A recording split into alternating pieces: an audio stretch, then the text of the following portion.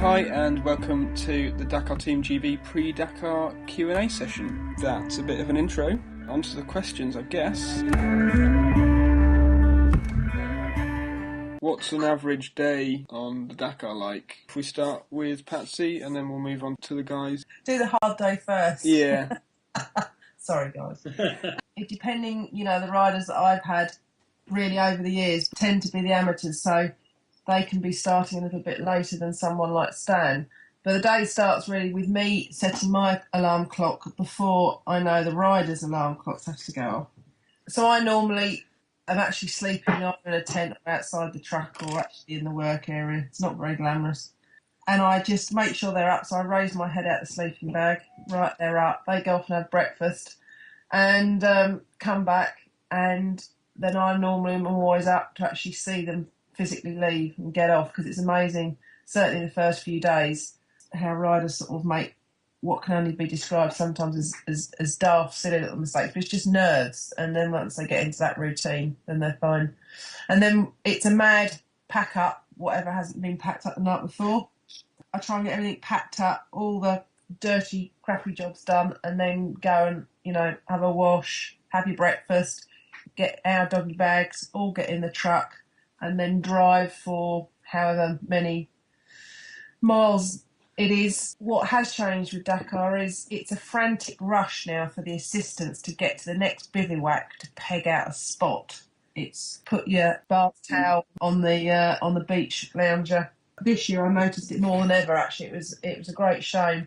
Apart from putting fuel in the truck and possibly grabbing a quick coffee, the pressure is on to get there. And so you get there, have an argument with the Italians and the Germans and the French that they don't need a half an acre of space for 2 cars or one.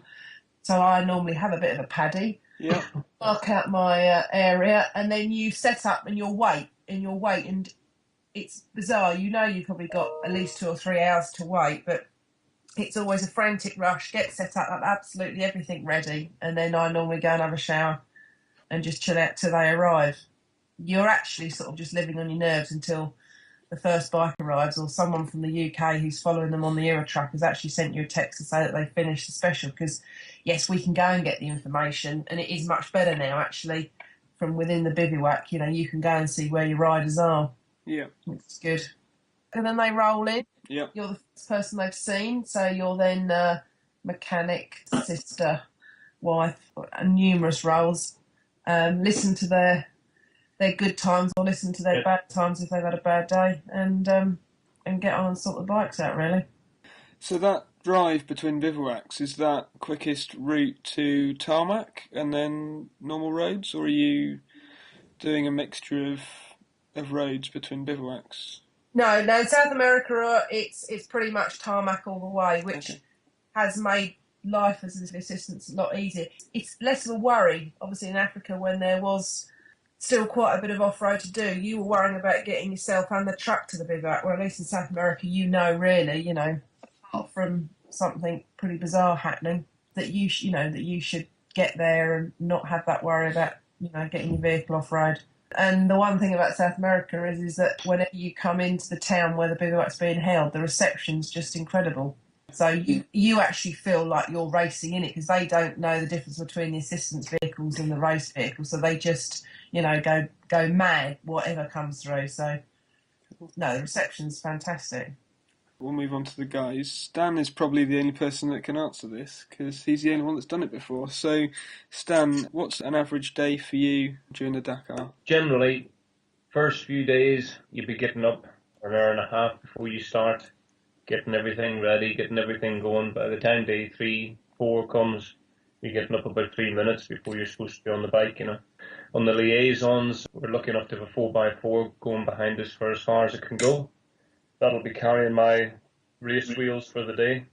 We'll probably run T63 tyres with heavy duty tubes in them on the road. And then at a favourable point, we will change to race rubber and mousses in order to save them. We're fairly fortunate. We've got a 5-person support crew, so I've got somebody who sorts my kit out while I go and do my road book. The big thing is it's very easy in the bivouac in the evening to kick around, kick your heels around, and you go into bed at 1 o'clock. There's lots of noise. You got a routine, stick to it, you know, get your shit together and go to bed, you know, and make sure all your stuff's ready for the morning. So you just get up, put it on, and away you go, like, you know.